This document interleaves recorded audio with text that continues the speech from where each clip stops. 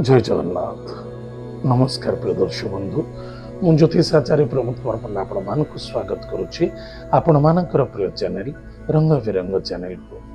प्रिय दर्शक बंधु, जो व्यक्ति मान चैनल को देखुंत सब्सक्राइब करना सब्सक्राइब करूँ, लाइक करूँ, अधिक अधिक शेयर करूँ। आसतु जाना मासिक राशिफल 1 फेब्रुआरी 2025 ठारू 28 फेब्रुआरी 2025 यानी सन 2025 मसीहार फेब्रुआरी मासटे जो व्यक्ति राशि हूँ कन्या राशि। जो व्यक्ति जन्म जातक लग्न हूँ कन्या लग्न, जो व्यक्ति जातक नाही नाम राशि हूँ कन्या राशि, निश्चित रूप से एपिसोड देखु अधिक अधिक अन्य जन हित शेयर करूँ।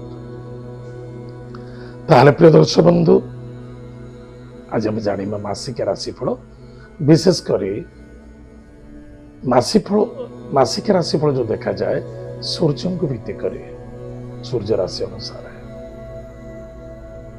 ताहले सूर्य बर्तमान अच्छा कौटी जहाँ रवि ग्रह बोली कहुए मकर राशि के तारीख जाके रे ना 12 फेब्रुआरी पर्यंत रे कुंभ संक्रांति हो भगवान सूर्य देवता मकर राशि कुंभ राशि को गमन करेंगे। ताहले आम आज जाना जदि आम राशि कन्या राशि द्वादश भाव वाला सिंह राशि, सिंह राशि ग्रह राजरे स्वयं सूर्य देवता, ताहले द्वादश सूर्य पंचम भाव एवं षष्ठ भाव स्थिति हुई कौन आमको फलाफल देवे। ताहले प्रथमतः पंचम भाव विद्यार्थी विद्या क्षेत्र में निश्चित रूप से बहु बढ़िया भाव सफलता पाइबे निसंदेह। ताहले आम परिश्रम करवानी आम परीक्षा पास हो बिल्कुल सत्य नुहे। ताहले आम पाठ पढ़ानी परीक्षा पास हो भी सत्य नुहे। ताहले आम विद्या अध्ययन करवा चेष्टा प्रतिचेष्टा रखा किंतु ग्रहर समय सपोर्ट आपन को मिल, किंतु स्वास्थ्य एवं मानसिक प्रति ध्यान देवे। स्वास्थ्य एवं मानसिक कौन से नेगेटिव चिंता अधिक करवा उचित नुहे। जिते नेगेटिव चिंता करेंगे से आप नेगेटिव को जीवे, जिते पॉजिटिव चिंताधारा रे से सफलता देखा देव। आप कौन संसार आनी जे नहीं कि जीवे क्या कांदुंच ये कहार थिला आज आपणकर अच्छी काली आउ कहार हम से सकाशे मन को कंट्रोल रखु, निजर स्वास्थ्य प्रति ध्यान दिंतु। पेट जनित रोग पीड़ित हो पारते, लव मैटर बाधा देखा देव। जो व्यक्ति माने जुआ सट्टा लटरी शेयर बजार एसब जिनस धन निवेश करुले टिके साबा करुछंती, टिके सावधान पूर्वक करंतु, अन्यथा प्रॉब्लम देखा दी पारे। निश्चित रूप से सावधान। जोठी नेगेटिव अच्छी सेठी पॉजिटिव भी मध्य अच्छी, ताहले पुलिस मैटर कोर्ट कचेरी ठारू दूरे रहिबा अत्यंत आवश्यकता अछि। स्मरण शक्ति रे टिके कमजोरी देखा देबो। पिता माता सहित श्रद्धा आदरता रखिबा नित्यांत आवश्यकता अछि। कर्ज करंतु नाही बा कर्ज कौनसी व्यक्ति को दियंतु नाही। कर्जर लेन देन भितर भागदारी होगा उचित नुहे।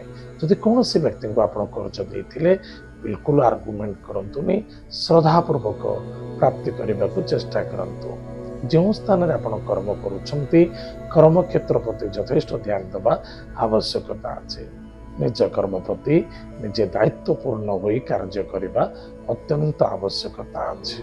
किंतु व्यापार वाणिज्य क्षेत्र रे ठीक ठाक रहिबो, आय वृद्धि होबो, किंतु धन खर्च मध्य देखा देबो। एथि निमित्त धैर्य बहुत आवश्यकता अछि। भाई भौणी स्वास्थ्य को नहीं चिंता देखा दे पारे।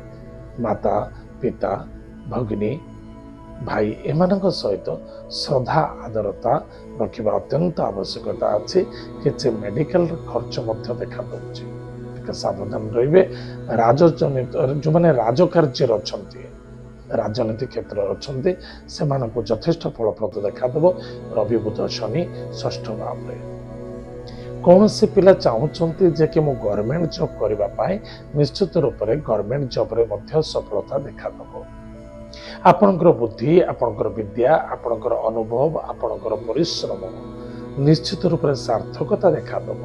ତୀର୍ଥବ୍ରତ ଯାତ୍ରା, ଭ୍ରମଣ ଯୋଗ, ଦୂରାଦୂରାନ୍ତ ଯାତ୍ରା ଭ୍ରମଣ ଏବଂ ଦେବ କାର୍ଯ୍ୟରେ ମଧ୍ୟ ରତ ରହିବେ। ପ୍ରତିକାର ପ୍ରତ୍ୟେକ ଦିନ ମାତା ପିତାଙ୍କୁ ଭକ୍ତି କରନ୍ତୁ, ଶ୍ରଦ୍ଧା କରନ୍ତୁ, ଆଦର କରନ୍ତୁ। ସୋମବାର, ଗୁରୁବାର, ଶନିବାର ଦିନ ମହାଦେବଙ୍କୁ ନିଶ୍ଚିତ ରୂପରେ ଗଙ୍ଗା ଜଳ ଦାନ କରନ୍ତୁ। ମହାମୃତ୍ୟୁଞ୍ଜୟ ମନ୍ତ୍ରକୁ ପ୍ରତ୍ୟେକ ଦିନ ଜପ କରନ୍ତୁ। ବିଷ୍ଣୁଙ୍କର ମନ୍ତ୍ରକୁ 108 ଥର ଜପ କରନ୍ତୁ। ଓମ୍ ନମୋ ଭଗବତେ ବାସୁଦେବାୟ ଏହି ମନ୍ତ୍ର ଜପ କରନ୍ତୁ। ଅନ୍ୟଥା ମହାମନ୍ତ୍ରକୁ ଜପ କରନ୍ତୁ। ନିଶ୍ଚିତ ରୂପରେ ମଙ୍ଗଳମୟ ହେବ, ସଫଳତା ମଧ୍ୟ ଦେଖାଦେବ। ପ୍ରିୟ ଦର୍ଶକ ବନ୍ଧୁ, ଏତ ଥିଲା କନ୍ୟା ରାଶି ବ୍ୟକ୍ତିମାନଙ୍କ ପାଇଁ ଫେବୃଆରୀ ମାସଟି କେମିତି କଟିବ। ଆଜି ତ ସମୟ ଯାଇଛି, କାର୍ଯ୍ୟକ୍ରମ ଆମେ ଏଠି ରଖୁଛୁ। ପୁଣି ଦେଖା ଆଗାମୀ ମଧ୍ୟରେ। ଜୟ ଜଗନ୍ନାଥ, ନମସ୍କାର।